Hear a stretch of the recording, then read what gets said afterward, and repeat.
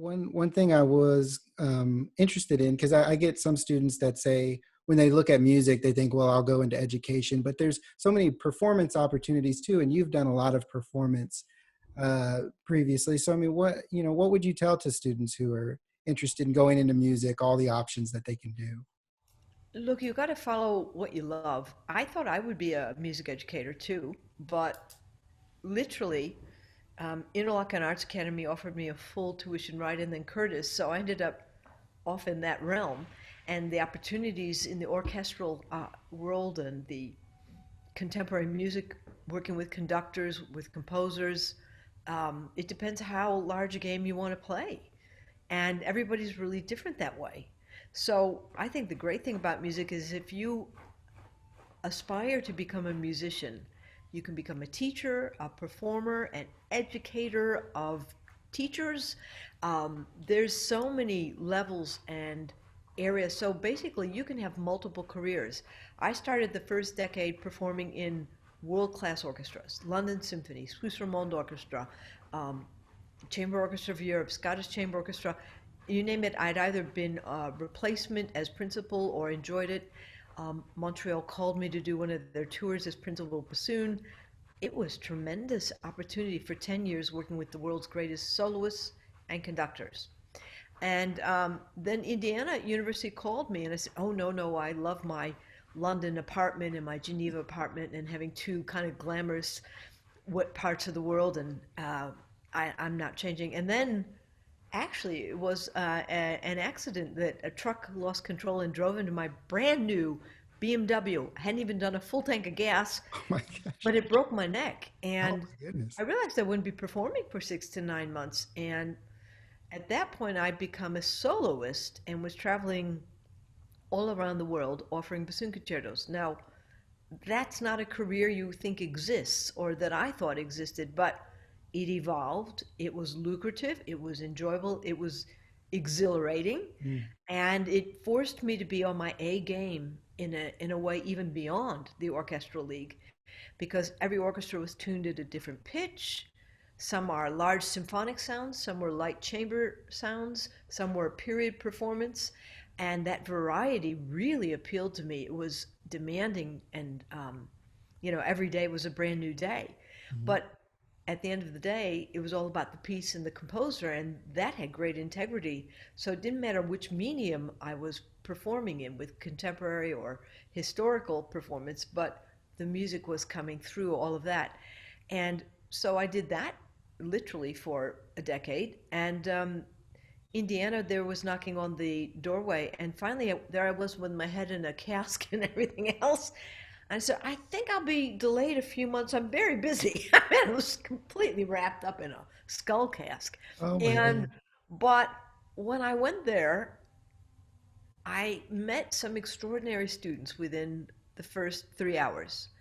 And it was an incredible opportunity. And I looked around at a beautiful campus, an amazing school of music, and I was very profoundly moved by some of the great artists that were there on the faculty themselves, and the opportunity to give back instead of just be out there every night pumping it out. Mm.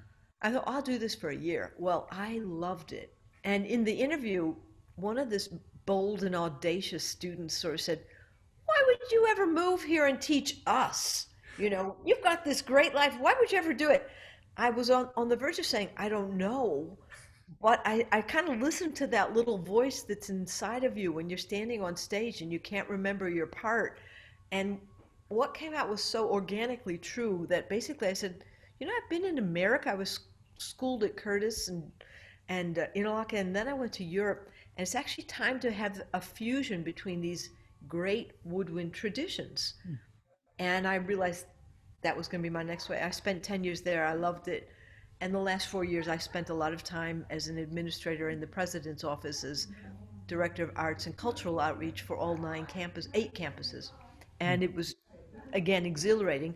But 50% of the time, I still was teaching 12 to 13 students. I had 25 bassoon students many years. Mm. It just was outrageously exciting. And then I was never going to change again, but life taps you on the shoulder, and I went to Sydney, Mhm. and again, I thought, oh, I've got a week free. How could you say no? I'll go. And suddenly they offered me the job like the next morning, and I'm wondering what to say. And as I stood there looking at the Sydney Harbor, which is not the San Francisco Harbor, it's perhaps as beautiful or more beautiful. You can argue about that. But I realized that with our roots of our traditions had always been in Europe, and I'd spent 18 years there, from a very young age, 14 literally going there. And then I went to the US and I was performing with Lincoln Center, the Chamber Music Society regularly. So New York, that's kind of cutting edge now is what I thought. But then I stood there and I said, because of the sheer demographics, the numbers of people interested in music, Asia is going to be the next wave of influence. Mm. So I thought, well, how can you turn this down?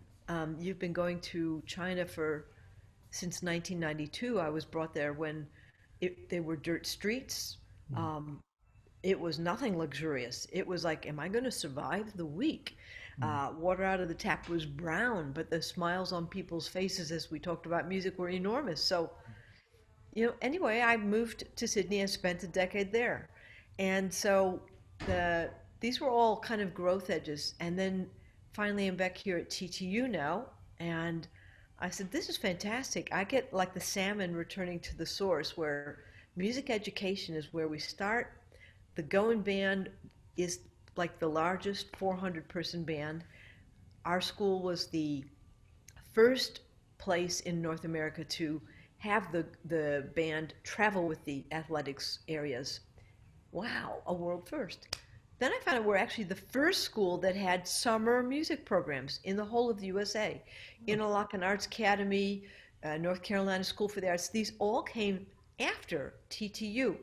And then I'm thinking, well, we are the pioneers. I'm not sure what the next wave is, but I want to be here and catch it with TTU.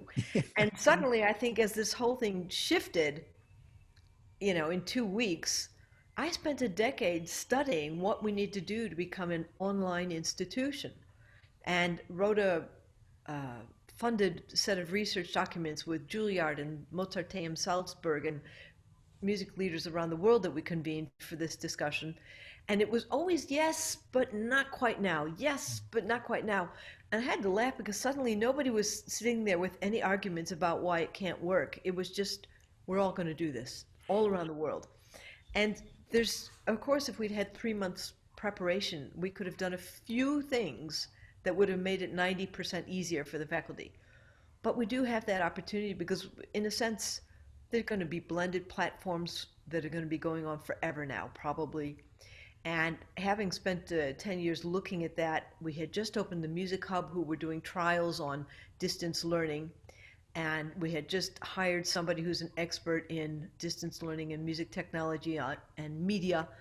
Oh my gosh, were we lucky they were right in place when this hit. So we're even looking at what we can do for the music camps, how those can be something brand new and innovative.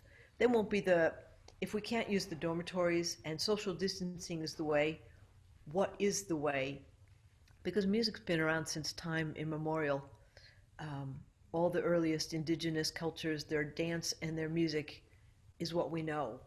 And we don't know so much about their houses or plumbing or anything like that, but we do still have traces of all the cultural aspects. And if that's going to be part of our birthright, which I believe it is, where are we going now in COVID-19? And we're already seeing theater companies creating plays for this type of situation. Dance are finding different ways to share our creative voices, if you will. So that's the challenge, is working through all of it now. Yeah, well, and it's a really interesting thing to see on news sites and social media how musicians are playing in New Orleans on their balconies, and in Yeah. Spain. I mean, there's so much collaboration, and a great it's a positive thing that's coming out of all of this. So music And is. we've been bringing in guest artists to give master classes via Zoom and Skype and whatever Mm. modality that we couldn't normally have afforded to bring in, but everybody's saying, yeah, let's help everybody. So it's actually been an insanely exhilarating and vast opportunity.